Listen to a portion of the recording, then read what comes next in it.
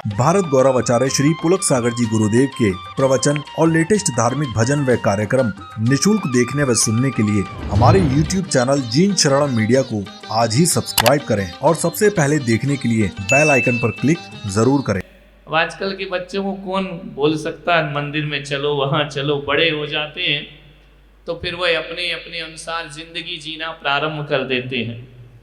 मैं आज दोनों परिवारों को बहुत बहुत आशीर्वाद प्रदान करता हूँ। उनके जीवन में धार्मिक शांति हो, उनके जीवन में उन्नति हो, ऊंचाइयाँ प्राप्त करें और ऐसे ही लोगों से, ऐसे ही भक्तों से जिन शासन संवर्धित होते रहता है। यदि श्रावक ना होगा तो धर्म की प्रभावना नहीं हो सकती है। श्रावक का धर्म प्रभावना में बहुत महत्वपूर्ण योगदान हुआ करता है। आज हम सब सन्यासी बनकर जी रहे हैं तो इसमें बहुत बड़ी हमारी साधना के साथ साथ श्रावक का जो सहयोग है वह बहुत ज़्यादा महत्वपूर्ण होता है। मालूम है ना कि श्रावक से यदि भक्त नहीं होते तो भगवान कहाँ होते। भक्तों से भगवान बना करते हैं। भक्त नहीं होते तो भगवान को कौन पूजने वाला था। विशाल मंदिरों का निर्माण कर दो, कोई पूजा करने वाला ना हो तो कहते हैं उन मंदिर का अतिशय भी अपने आप खत्म हो जाता है, समाप्त हो जाया करता है।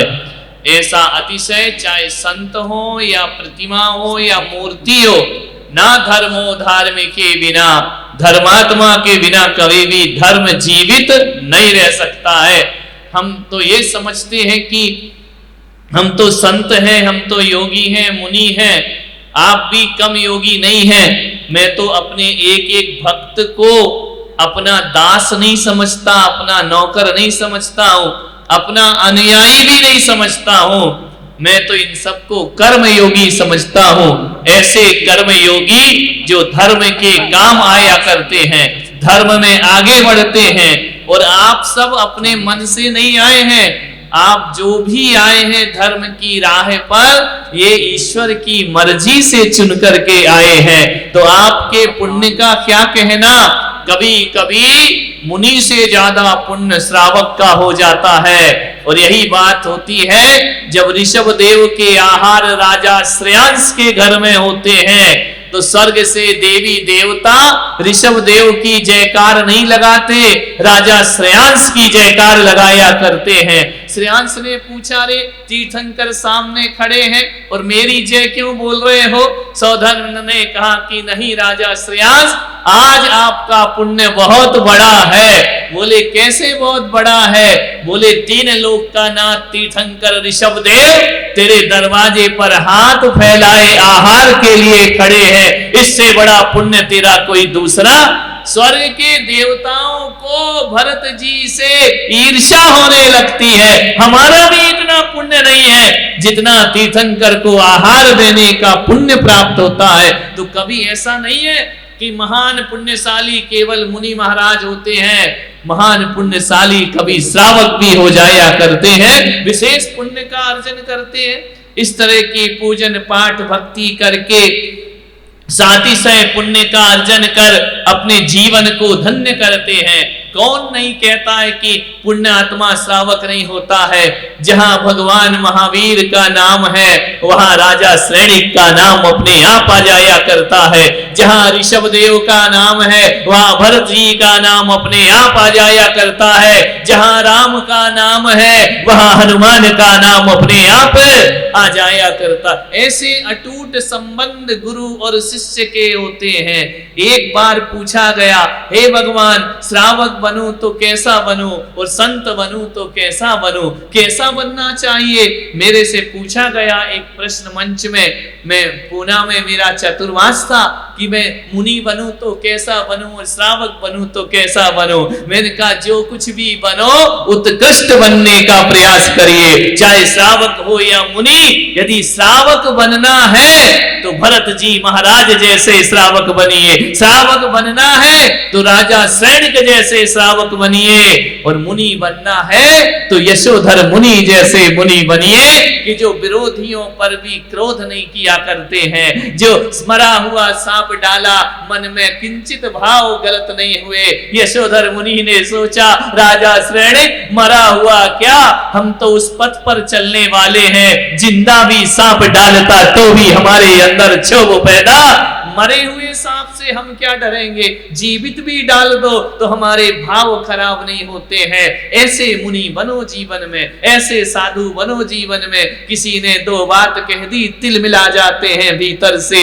ये तो ग्रस्तों के काम हुआ करते हैं। अपन संत हैं, अपन साधु हैं, आप श्रावक हैं, ऐसे श्रावक बनो, ऐसी श्राविका बनो कि एक इंद्र देव आ गया परीक्षा करने, रानी चेलना की मुनि बन करके नदी के घाट पर पहुंच गए, आरिका बन करके देवी पहुंच गई, मछली मार रहे हैं। राजा श्रेणिक ने देखा, नमस्तुभ्यम, हे मुनि तुम्हें प्रणाम है।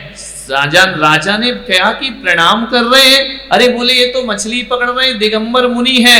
बोले मैं मुनि मुद्रा को प्रणाम कर रहा हूं, ये क्या कर रहे हैं, इसका कर्म तो इनके हाथ में है। श्रावक बनो तो ऐसे बनो, ध्यान रखिए, मुनि बनो तो उत्कृष्ट बनो, निकृष्ट क्यों बनते हो।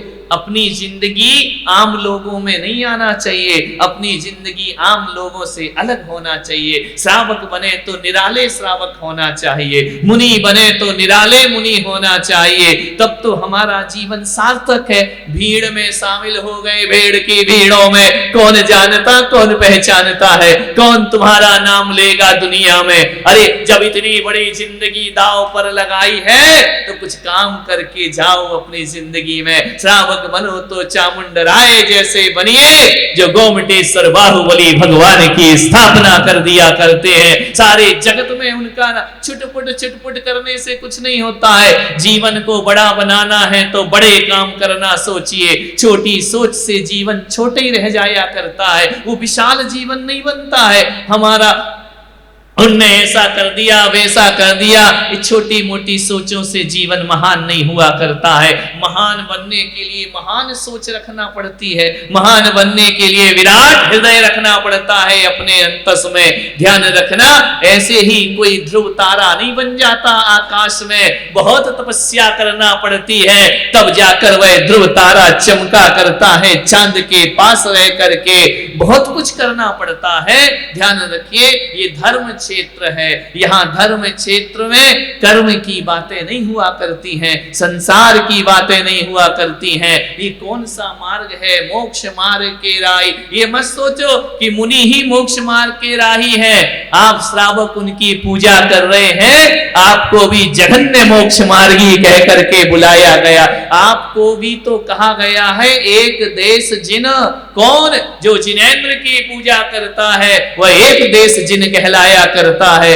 वह जिन राज का दुलारा कहलाया करता है, जिन शासन का सितारा कहलाया करता है। आपका सौभाग्य यहां बैठकर पूजन अर्चन कर रहे। कभी कभी जीवन में ऐसे भी क्षण आ जाते हैं, भगवान से आस्थाएं डगमगाने लगती हैं। कभी कभी ऐसे भी पल हमारे जीवन में आते हैं, धर्म से मन दूर भागने लगता है, होता है लहरें आती हैं। सागर कभी एक सा रहता है क्या, उसमें लहरें उठती रहती हैं, बनती रहती हैं, मिटती रहती हैं। एक सा जीवन किसका होता है जीवन में, किसी का जीवन एक सा नहीं होता है। गंगा की धार को देखो, आज हिमालय से गिरती है, चट्टानों से टकराती है, कभी तूफान बनकर बहती है, कभी मंद मंद कलकल निरादनी होकर के बहा करती है। कभी ऐसे क्षण आते हैं, हरिद्वार और ऋषिकेश जैसे सुंदर सुंदर घाट मिला करते हैं, तो कभी बियावान जंगल में गंगा को गुजरना पड़ता है। कभी गंगा की आरती होती है, तो कभी वो क्षण आते हैं कि आकर के लोग अपनी गंदगी धोकर भी चले जाते हैं। गंगा का जीवन देखो, रेल की पटरी जैसा जीवन नहीं है कि सर पर सीधी सीधी ट्रेन भागती जाए। जिंदगी तो गंगा की धार हुआ करती है, कभी अच्छा स्थान तो कभी बुरा स्थान होता है, कभी कोई गंगा को गाली देने वाला भी मिलता है, गंगा की आरती उतारने वाला भी मिलता है, लेकिन गंगा किसी पर ध्यान नहीं देती। वह तो कलकल निनादनी स्वर करते हुए, बड़े अपनी मौज मस्ती आनंद में बहते हुए कलकत्ते में जाकर गंगा सागर में विलीन हो जाया करती है।